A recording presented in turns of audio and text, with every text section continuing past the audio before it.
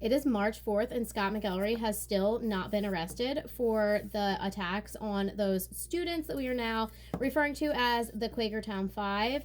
They are out of the juvenile detention facility now, and they have them on house arrest, which I think is absurd. They're not like flight risks. Where are they going to go? Like, they're just going to school. But one of them I saw comment on a video on TikTok about how she was experiencing a lot of like bullying and hate at school, and she tried to go to the like police officer that's assigned to work in the building, and they basically like told her to get over it, which is just really messed up in my opinion. I really think these charges should be dropped against these kids. They didn't do anything like except defend themselves, because he like rushed into the crowd of them, and he was not in a uniform. They didn't know who he was, and there were other people like screaming at them and harassing them, so they just thought like some whack job like was running into the crowd and attacking them, which honestly, I mean, that is like what happened. He is a whack job. His social media pages that he used to share with his wife have now been changed last I looked, so that it is only her name, but previously his name was on them, and they were sharing a lot of opinions, MAGA wise, and borderline like Nazi-ish. I don't know if I can say that word on here. I may have to move. But they are not being good people, and now he is out on leave, workman's comp, they're saying, because he has broken ribs and a punctured lung, apparently.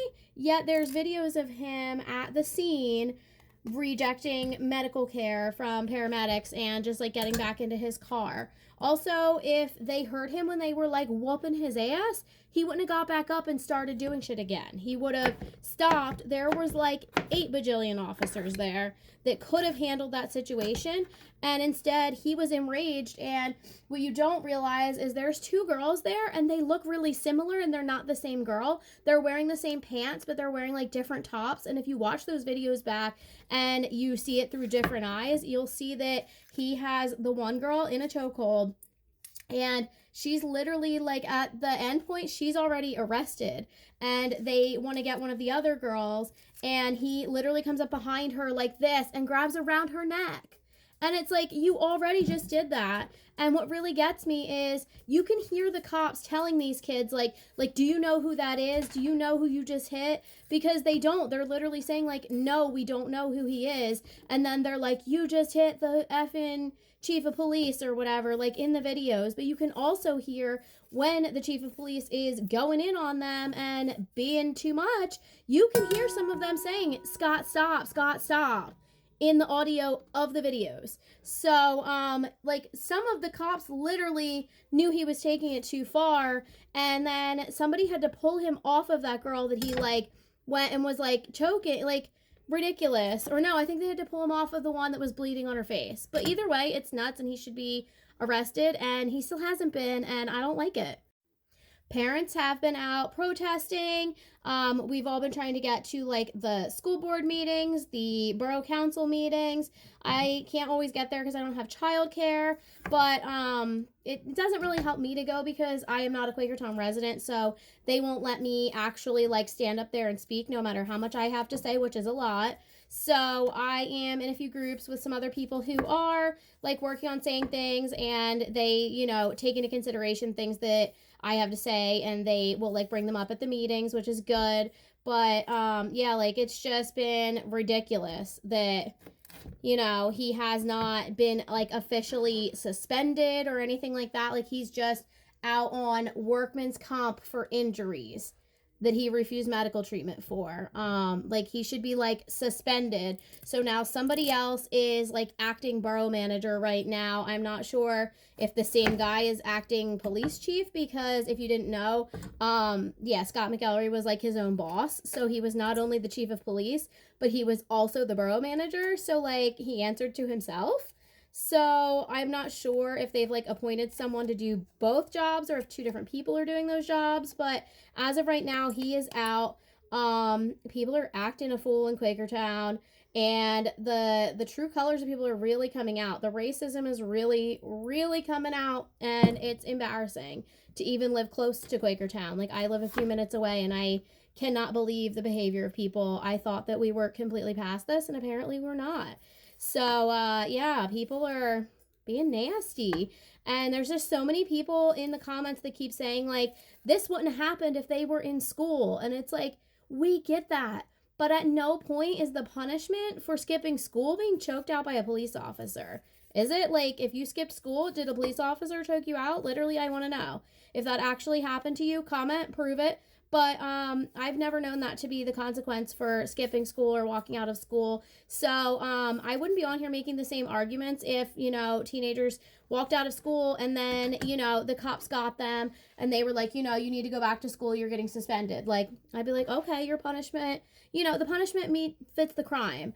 You know, you have to have natural consequences of things, but the natural consequence of walking out of school isn't being choked by a police officer. So, yeah, like people just keep arguing that same point with me. Like, well, if they were in school, the school, like this was a school sanctioned activity until a few minutes before it was supposed to start. And a lot of students didn't get the memo that it was canceled.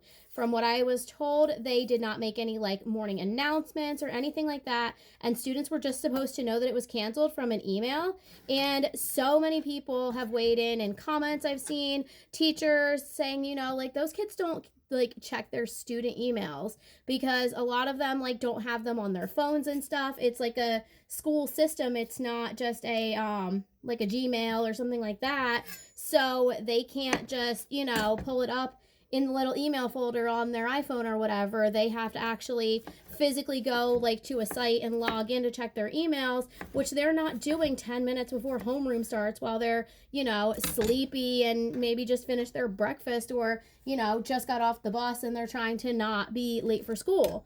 So some of them, like I said, did not know that it was canceled. And to my understanding, the ones that like got out and did the protest, they went and like they didn't know that they were going to cancel it. And then other kids were trying to get out, to my understanding. And at that point, administration, teachers, police started keeping the kids inside the building. There were kids who were trying to go, who were like threatened that they'd get arrested if they went. So they all went back to class. One of the dads who you may have seen like posted videos and stuff, he thought that his son or daughter was gonna like do the protest again, not knowing it was canceled, and was like videoing and stuff, and their kid said, you know, like they won't let me out, they told me I'll get arrested. So yeah, a lot of the kids didn't get out of the school. That's why, like, because some people were saying too, like, oh wow, what a march for the cause, only 35 kids showed up. But they all wanted to, or like not all, I shouldn't say all because some of them did not, but a lot of them wanted to, but they were prevented from going once administration realized that, like, you know, they didn't get the point across about it being canceled and people were walking out. So yeah, this has been a really long video, but I am just still really frustrated with this, and I don't know, like, I just wanted to kind of like open up a space for discussion and kind of just like talk about the stuff I'm thinking. And I really hope they drop the charges against these kids. And if they don't, I really hope their parents like go after Scott McElree hard because he deserves it. There is no way that a little girl needs to be put in a chokehold. That girl maybe weighs 90 pounds. And she literally is being charged with felony assault of a police officer because her backpack hit him. She didn't even turn around and hit him. She said her backpack was falling off, and I guess her backpack hit him, and he thought that she intentionally hit him with her backpack. And I believe her backpack is the one that, like, all the papers and stuff were strewn all over the ground and all that. So, like, yeah, she was just like, my backpack's already ripped open, my stuff's all over the place, whatever, and, like, shook it off, and it hit him. And he's like charging her now with felony assault of a police officer for hitting him with a freaking backpack. 15 years old, and she's gonna have a felony on her record because of her backpack. Because of a cop who was too power hungry and too racist. Because if you notice, the girls he's doing this to are not only female, but also of different nationalities. You know, they're not white. And yeah, this is all messed up, but I'm gonna run out of time. So yeah, be pissed off with me in the comments, I guess.